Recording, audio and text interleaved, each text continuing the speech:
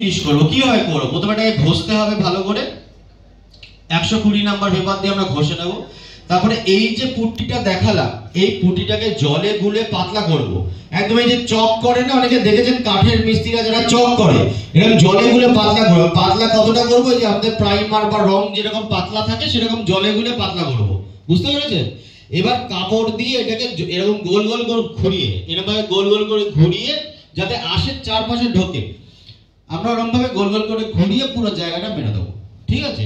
1.5 ঘন্টা 2 ঘন্টা ওয়েট করব, দিয়ে 120 নাম্বার বা 180 নাম্বার পেপার দিয়ে আবার স্যান্ডিং করে দেবো।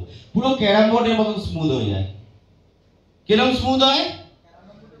একদম স্মুথ হয়ে যায়। যতটা জমিন, মানে এটা যে জমিন করা, গালা পালিশ যারা করে ওদের ক্ষেত্রে জমিন করতে গিয়েই সারাদিন, একদিন দুদিন চলে যায়।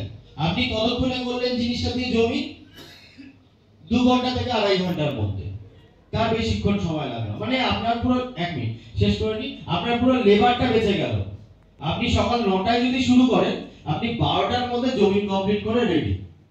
এইবার হাতে যারা করবে, এইটা হচ্ছে breath easy water base PU. এই প্রোডাক্টটা আমরা